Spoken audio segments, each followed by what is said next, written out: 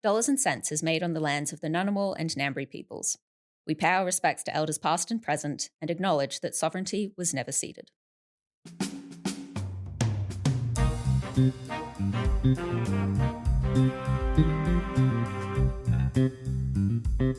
Hello and welcome to Dollars and Cents, the Australia Institute podcast where we're talking about just what the hell is going on in the economy. I'm Elinor Johnston-Leek, the senior content producer here at the Australia Institute. And as always, I'm talking to our chief economist, Greg Jericho. Hello, Greg. How are you going this week? I'm going good. I'm buggered today because I have been doing the live blog because Amy Ramakis has been away, and so I've been live blogging. And let me tell you, not a fun gig. No, I don't know how she does it. It is astonishing how she does it because it is a brain melting experience, shall we say, trying to keep across everything and just madly posting away. And I only did it for a few hours, let alone all day like she does. And so just a standard Amy is amazing little mention here on Dollars and Cents. And your brain is ready and melted in time to talk about some economics. Very good. Well, Greg, this week the RBA met and held the cash rate at 4.35%. And they really need people to know that they're ready at any moment to increase rates. Just you wait. They'll do it. They'll bloody do it. This morning, the market odds of a rate hike were 3%. So some punters were betting that way, but not many. In fact, they would have fit around the Reserve Bank board table probably and still leave room for the governor. As was widely expected, the Reserve Bank has left interest rates on hold for the second month in a row at 4.35%. That recent inflation data has been better than expected, but the war in the Middle East is putting upward pressure on prices and it's weighing on growth around the world and in our own economy as well. The board will raise interest rates further if that is what is required to bring inflation down in a timely way. What was most interesting out of what came out of yesterday was the RBA talking about the idea that the economy is weakening and it actually needs to weaken and continue to remain weak. Otherwise, inflation might still be a challenge and they may still have to come back and lift interest rates further. So not really any changes there, I guess. No change. No, it was completely expected that this is what they'd do. I think in the run-up, it'd been like a 0% chance. I think on Tuesday, some investors got a bit scared and it rose up to a 3% chance. But no one was expecting it. But as always, Michelle Bullock, the governor of the Reserve Bank, wants to make it very clear that, don't worry, they're ready to act. Yep. Kind of weirdly in her press conference, how she talked about what the Reserve Bank was trying to do. I think she was a bit more blunt than perhaps I would be were I her. I mean, she essentially did say that if people see unemployment rising, that's not a reason for the Reserve Bank to change course and start cutting rates. In fact, the opposite, she said. Sure. Which is like, Michelle, do you realise you're basically saying we want unemployment to rise? And I think she probably did, that. And she tries, as she has in the past, tries to couch it. I don't want people to lose their jobs. People will still keep getting jobs. It will just be harder for other people to get jobs. And it's like, that doesn't sound all that reassuring, especially if you're one of those people, you're still unemployed. And also we saw the Reserve Bank on Tuesday when they announced the decision, they also released its latest statement of monetary policy. And in that, they talked about some of the risks that might cause inflation to take off a little bit and as a result need interest rates to go up. And the big one there was sort of AI data centers and the suggestion that because there is being a bit of a construction boom in that, and the worry is that if that means that construction workers become in very short supply, then wages for them might rise. And the Reserve Bank, as you know, does not like wages going up. And so that might cause something. But even the Reserve Bank said, look, at the moment, data centres are basically where they're really going off is in New South Wales and Victoria. And that's kind of where most of the construction workers are. So it's not a big deal as yet. But they're keeping an eye. All right. Keeping close. Keeping an eye. There has been a bit of discussion, though, about whether interest rates are, in fact, the best or maybe the optimal way to control inflation. Our boss, co-CEO of the Australian Institute, Richard Dennis, went into it a bit on our sister podcast, What's the Point? Recent episode about the RBA, about how using interest rates as sort of the main lever to address inflation is actually kind of unfair because it heaps most of the pain on the approximately third of the population who have a mortgage. So I guess the question is there a better way? And there was a story in SBS this week quoting economists Chris Richardson and Saul Eslake supporting another potential lever to fight inflation, which is superannuation. Greg, what are your fellow economists suggesting here? Yeah, and we should say it's not like this is a new idea. It has been around for a while. In fact, the Australian Institute, we've mentioned this as well, because what we're basically saying is you're right. There's essentially a third of Australian households have a mortgage, a third have paid it off, and a third are renting. That's kind of how it does it. Interest rate rises only hit that third that are paying off their mortgage, and it really only hit it directly. Yeah, only hit it directly. Yeah. And really it only hits most sharply those sort of younger, newer mortgage holders. Yeah. Because if you're like me, I mean, our home we've been in since 2010. So, our mortgage is 16 years old and back in 2010, interest rates were a lot higher than they are now, or not a lot, but they were higher. We've had that period of really low interest rates. Those interest rate rises didn't affect us as much because, we started off paying higher interest rates. It really affects those younger ones who took mortgages out when interest rates were a bit lower, and now they're just feeling all pain. And so it's a really sharp tool that is ironically also a blunt tool. If you can put that. It's a blunt tool that really is sharp for a certain segment of people. What Chris Richardson and Saul Eslake are saying when they talk about superannuation, what can be done, and this is what other economists as well have suggested, is, well, we've got a superannuation guarantee. Everyone who works pays superannuation, and there is a set percentage of income that goes into superannuation. Now, what the government could do is, let's say there was massive excess demand. So let's say unemployment really low, wages are taking off, everyone is out there spending madly. Now, we've certainly been saying that's not kind of what's happening now, but let's say we had that situation where normally you think, right, we got to raise interest rates to slow spending to make everyone not have as much money, really. Well, you could do that by saying, okay, the government could say, okay, for the next 6 months, we're going to raise the superannuation guarantee by 0.5 percentage point. So in effect, you get a wage cut. Yep. But it's not like you've lost that money, like it is in a sense with mortgage repayments going up, where you're just paying more interest. It's not like you get a better house or anything. You've still got the same house, you're just having to pay more for it.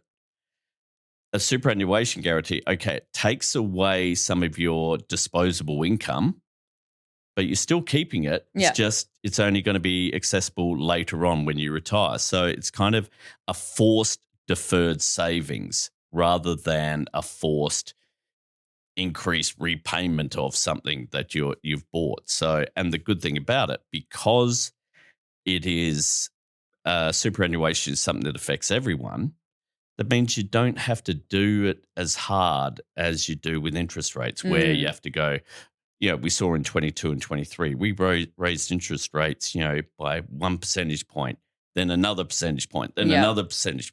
With this, it might be, okay, you only need to do 0.5 percentage point, maybe for 6 months. You kind of spread the pain a bit around a bit more. Pain. Yeah. So that's certainly, I think, an idea that has merit.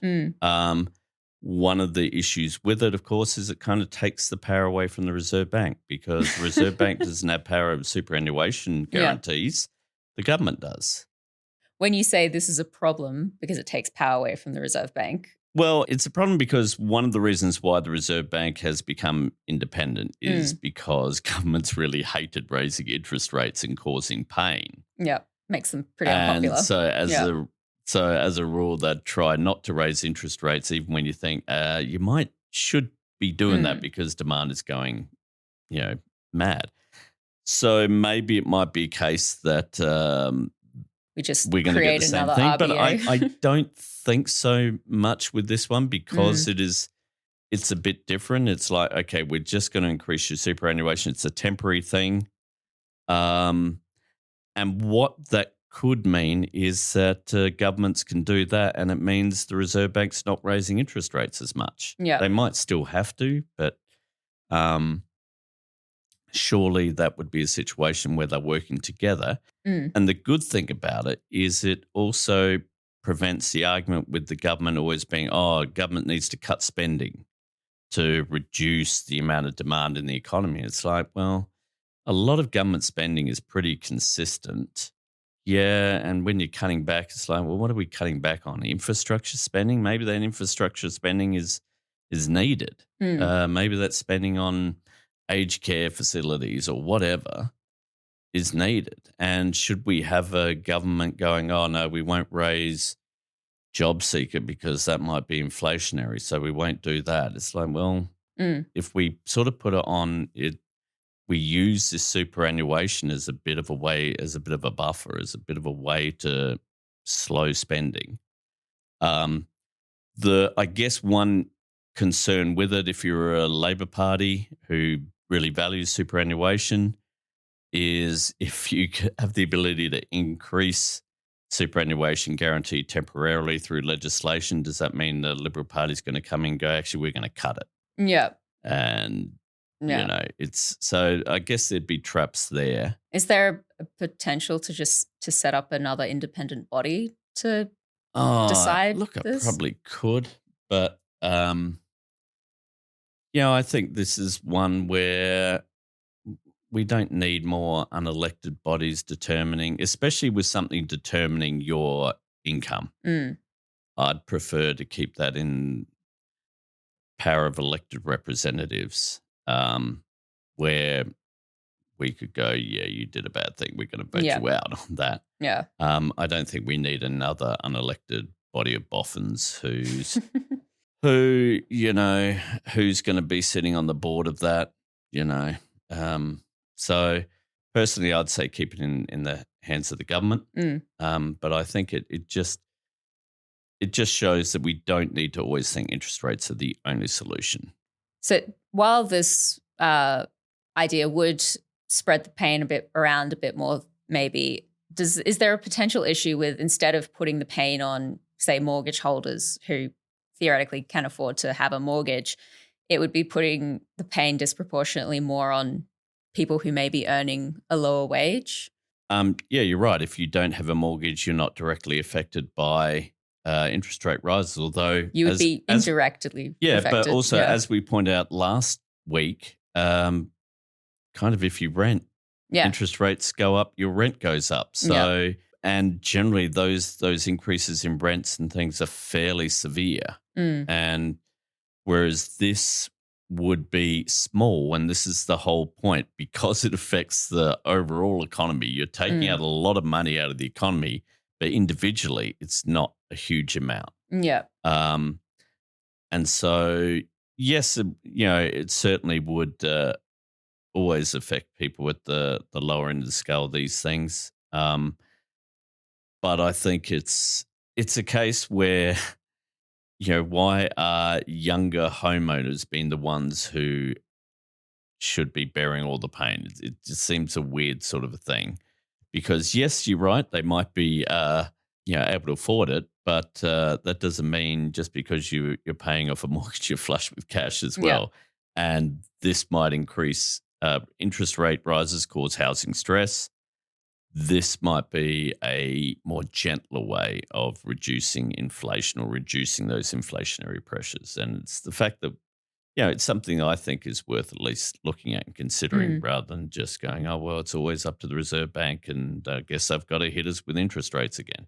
All right. And I suppose somewhat related, housing is still the topic that just keeps generating all the headlines, all the takes, all the speeches in Parliament. ANZ research recently suggested by the end of next year, house prices across the country will have fallen 10.6%. Angus Taylor asked the PM about it in Parliament, calling it the worst crash in more than 4 decades. One property agent was quoted in AustraliaNews.com saying we're in a property recession, whatever that means. CommBank says their home loan applications have fallen 15% since May, even though their profits are up to $10.9 billion. There is this weird thing happening at the moment because not very long ago we all seemed incredibly worried about rising house prices, and now we're really worrying because the price of houses is falling. Since the federal budget in May, home loan applications have slumped 15%. ANZ's economists came out with some fairly gloomy predictions for house prices today. Average capital city decline of 11%. Anthony Albanese reckons falling house prices are good news because they might help young Australians into the market. Talk about being tone deaf. Yes, a house is somewhere to live. I get it. That's how it used to be, remember? But not anymore. First thing we need to note is that even with this dip, the way that property prices have been going up over the last few years, it's only taking us back a few months or maybe the start of the year. So, you know, this idea, and I like to call it home prices, not house prices, right? Because we need to be reminded that affordability is the main crisis here. We also have to think about the broader context. House prices are up 70% over 6 years to March. So far they've fallen about 2.5%. Understandably, as I said, there's a lot of focus on it. But I do think over the long term, there's still good structural support and demand for housing. And so I'm sure it will continue over the long term to perform well for Australians owning their own home. How much would you like house prices to fall? I would say quite a bit. Greg, are we in, as this one guy calls it, a property recession? No. No? Because there's no such thing as a property recession. Ah, interesting.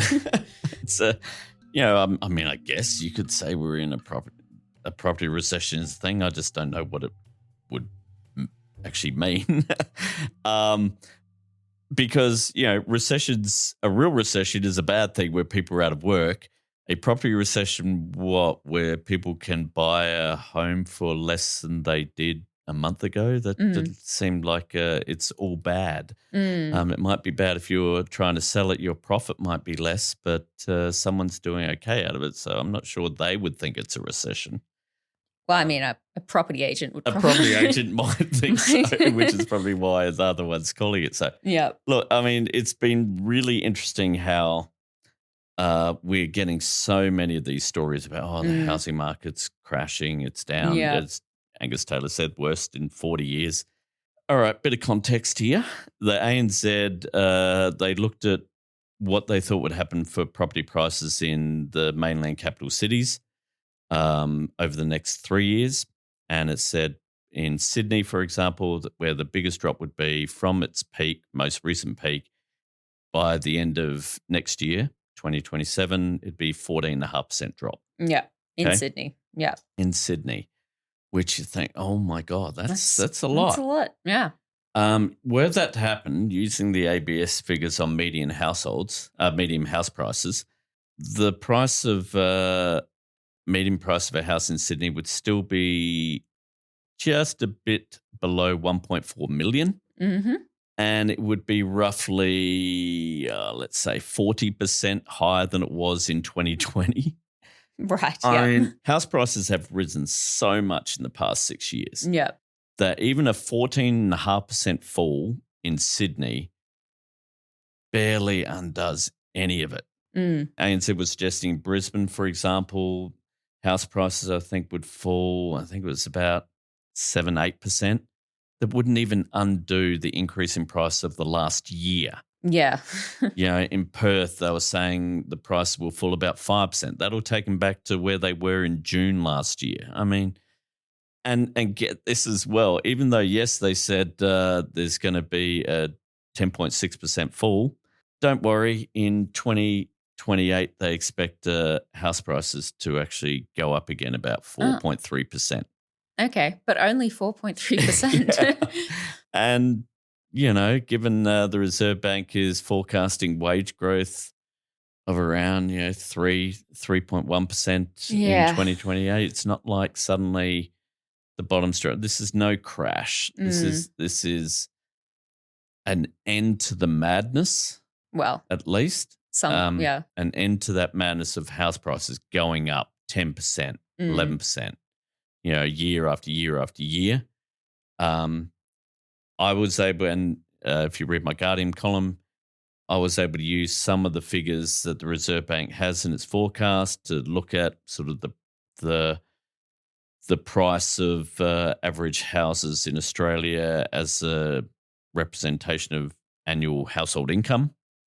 And, there is a pretty good fall over the next 2 years if all these things come true. One of the best 2-year improvements in housing affordability going back to like 1970. The policy has worked. Yeah.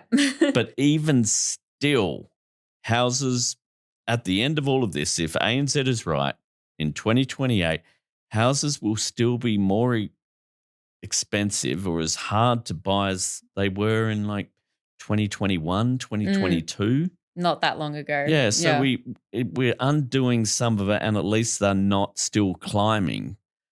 But remember, we have 25 years of damage to undo. So, and it really gets across just how much damage has happened when you hear, 15% fall in price. Oh, that's going to, and it's like, it takes us back to 2023 or something. It's like, they're still 40% more expensive than they were 6 years ago. Yeah, and it's, that's crazy. So certainly,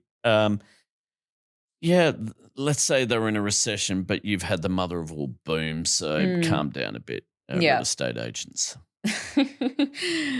They won't, but anyway. Yeah. Well, also on housing, in a speech to the National Press Club this week, opposition housing spokesperson Andrew Bragg has promised to slash the National Construction Code from over 2,000 pages to just 80 if elected. Regulation has been a nightmare.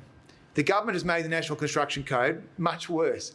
It is illegal to build a cheap house in Australia, which is outrageous. The house won't be gold-plated, but it won't fall down. This, he says, will close the housing shortage. Greg, 2,000 pages down to 80 is quite a lot.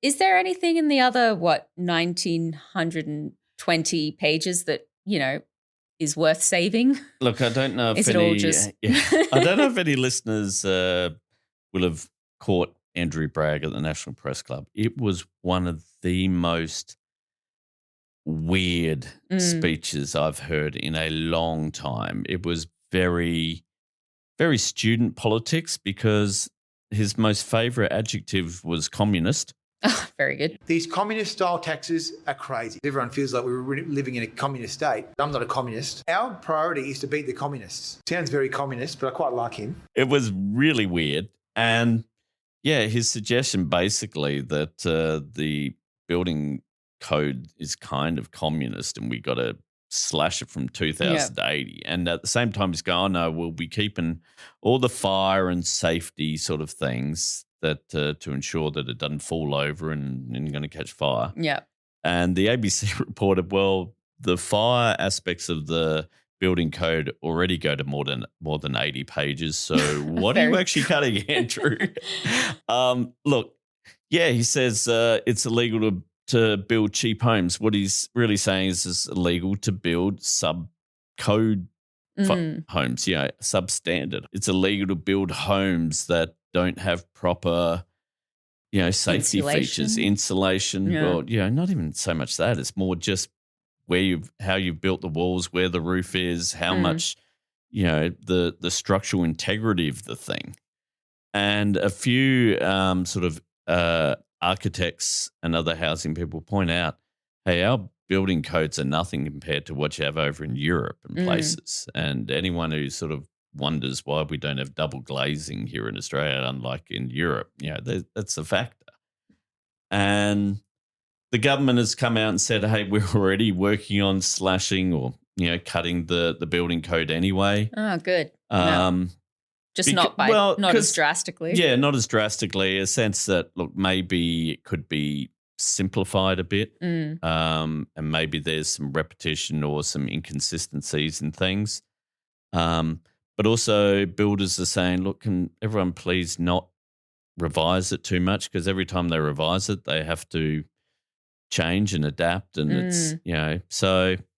And maybe this isn't, in fact, the way to make houses more affordable. Well, it's the way to get more substandard housing. Yeah. But they'll be cheap, Greg. Yeah, and good luck trying to sell it in 10 years' time when you've gone from being a couple and now you've got a kid or two and you want to sell it and get a better house and go, oh, no one wants my really cheap, poorly built home. So it's kind of like, is that what we need? We need an influx of crap housing? I don't think so. But as I say, Andrew Bragg basically was seeing it all as communist. He even was asked what did he think of the South Australian Royal Commission into AI. And he's like, oh, it sounds a bit communist. It was just like, my God, guy, stop it with the communism. It's not 1949. Yeah. But no, it was for Andrew. So bring back the Reds under the bed. Look, it kind of fits into a little bit of that thing we talked about, I think, earlier on this year, that whole abundance agenda that was all the vogue over in America there for a bit where, it's if we get rid of some of these red tape, we'll unleash everything. It's like, actually, I don't know, with building codes, I kind of like a bit of red tape because we've seen what happens around the world and even in Australia when building codes are either ignored or the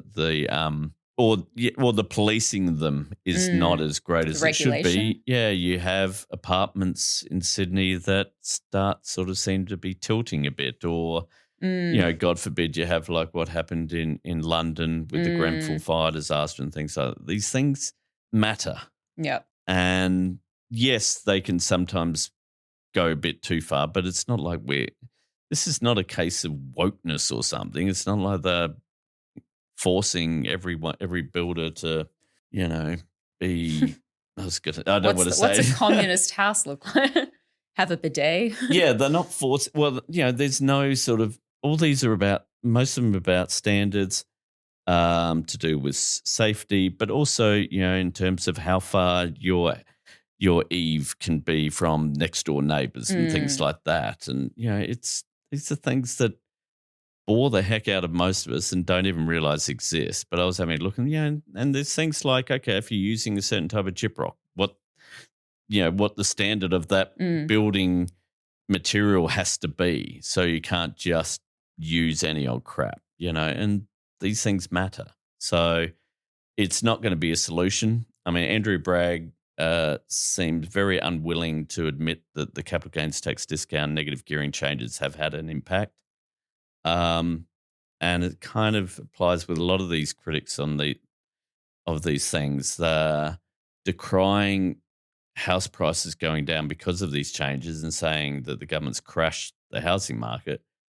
And yet at the same time, they're coming up with these solutions that they think will be done to solve their housing crisis. Like, well, hang on. By flooding the Do you market want with cheaper houses? Or, it's, very weird. But, if anyone is bored and has a good hour and a bit, go seek out Andrew Bragg's speech and his Q&A. And I hope you're not that bored. Count how many times the commies are mentioned. They're everywhere. They're under your bed, and they were certainly in the National Press Club. All right. Well, also, Greg, the census happened this week. I hope everyone got theirs done. Do any listeners maybe remember the question about home ownership? It was asking if the dwelling that you're living in was owned outright, whether it was owned with a mortgage, rented, things like that.